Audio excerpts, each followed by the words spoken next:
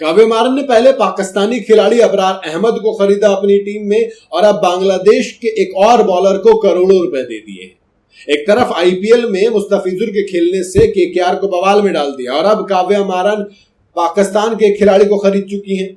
बांग्लादेश के खिलाड़ी को उन्होंने फिर खरीद लिया, किसी को कोई दिक्कत नहीं है। जी हाँ, अभी कुछ महीने पहले अबरार अहमद जो वाकई में हरामखोर है, बांग्लादेश के खिलाड़ी खरीदने से मुझे दिक्कत नहीं है, लेकिन अबरार अहमद को नहीं खरीदना चाहिए। तो उन्होंने अब Sunrisers Eastern Cape town south Africa T20 league में बांग्लादेशी स्पिनर रिशाद हुसैन को साइन किया है और इस साइनिंग ने द 100 में पाकिस्तानी स्पिनर अबरार अहमद को साइन करने के फैसले की वापस से याद दिला दी है। जी हाँ, काव्य मारन कर क्या रही नहीं समझ पा रहा कोई, वो खिला भी रहे हैं अबरार अहमद। ऐसे T20 के सीजन के 6 फ्रेंचाइजी ने हाल ही में रिटेंशन की लिस्ट दी है और साइनिंग का ऐलान किया।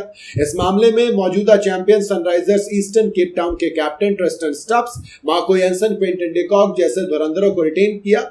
इसके साथ ही ऑस्ट्रेलिया के T20 कैप्टन मिच मार्श को साइन करके अपने स्क्वाड को मजबूत किया। मगर सबसे ज्यादा चर्चा में जो फैसला है वो है रिशाद हुसैन का, बांग्लादेश के रिशाद हुसैन।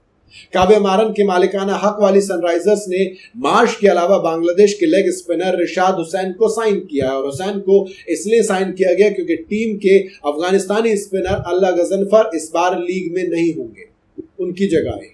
ऐसे में अपने स्पिन स्टैक को कमजोर पड़ने से बचाने के लिए, और मजबूत करने के लिए सनराइजर्स ने यह फैसला लिया। रिशाद ने T20 वर्ल्ड कप 2024 में बांग्लादेश के लिए 14 विकेट चटकाए थे, अच्छे स्पिनर हैं।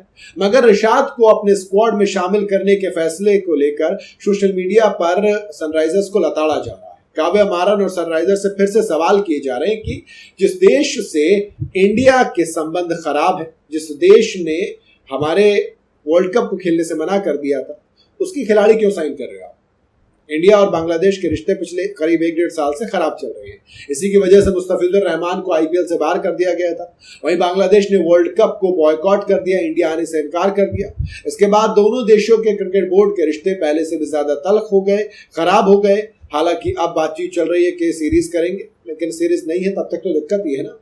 ये पहला मौका नहीं वैसे जब सनराइजर्स हैदराबाद ने ऐसी कंट्रोवर्सी की, क्योंकि कुछ महीने पहले इंग्लैंड की लीग द 100 में ऑक्शन में काव्य मारन ने पाकिस्तानी स्पिनर अबरार अहमद पर बोली लगाई। उनको लगातार अब मैच भी खिला रहे, जिसके बाद उन्होंने काफी गालियां सुनी थी, क्योंकि अबरार ने ऑपरेशन सिंदूर के दौरान इंडियन आर्मी का मजाक बनाया था, वो नीच घटिया हरकत थी। ऐसे में उसी गेंदबाज को खरीदने पर बवाल मचा। हालांकि इसके बावजूद अबरार अहमद टीम का हिस्सा मैच खेल रहे, काव्य मारन को एक पैसे का फर्क नहीं पड़ता।